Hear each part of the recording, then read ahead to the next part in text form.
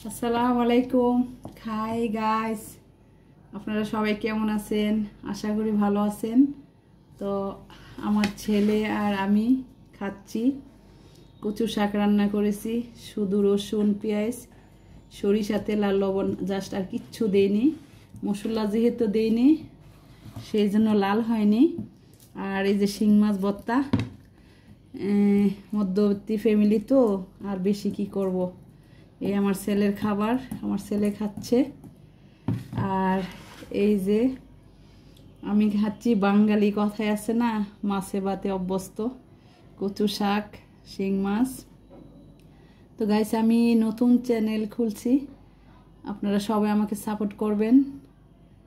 যদি আপনারা সবাই আমার পাশে থাকেন, সাপোর্ট করেন, ইনশাল্লাহ আমি সামনে এগিয়ে যেতে পারবো।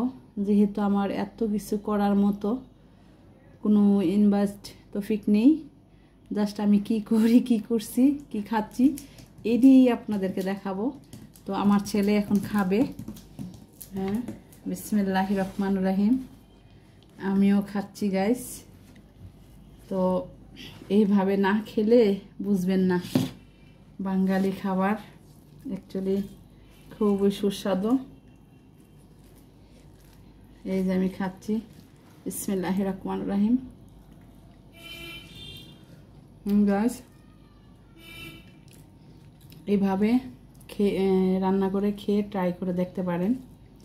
খুবই স্বাদ যেরকম হোক, স্বাস্থ্যর জন্য যে কতটা উপকার আর কতটা ভালো সেটা বাসা বোঝাইতে পারবো না, না খেলে বুঝতে পারবেন না। আসলে না খেলে বুঝবেন না। তো কথায় আছে না, চকচক করিলে সোনা খাঁটি হয় না। তো রান্নাটা সেম, উপরে লাল ভিতরে পানি, তাহলে তো হবে না। কিন্তু আসল হতে হবে খাঁটি। যেমন এখানে আমি রান্না করেছি সাদা, খেতে অনেক টেস্ট, হেভি, না খেলে বুঝবেন না। তো গাইস, আজকের মতো এখানে বিদায় নিচ্ছি। সবাই ভালো থাকবেন, সুস্থ থাকবেন। আর প্রচণ্ড গরম, সবার কাছে আমার অনুরোধ, এই গরমে আপনারা কেউ বিনা কাজে অযথা বাহিরে ঘোরাঘুরি করবেন না, বাহিরে যাবেন না। যার যতটুকু সামর্থ্য আছে, যার যতটুকু অবস্থান, ওইখানে থেকে ভালো থাকার চেষ্টা করবেন। বাকিটা উপর আল্লাহ ভালো রাখার মালিক। রুমে থেকে ভালো মন্দ যার যতটুকু তৌফিক আছে খাওয়া দাওয়া করবেন, রেস্ট থাকবেন। আমার জন্য দোয়া করবেন, আমি সবার জন্য দোয়া করি। ভালো থাকেন, সুস্থ থাকেন।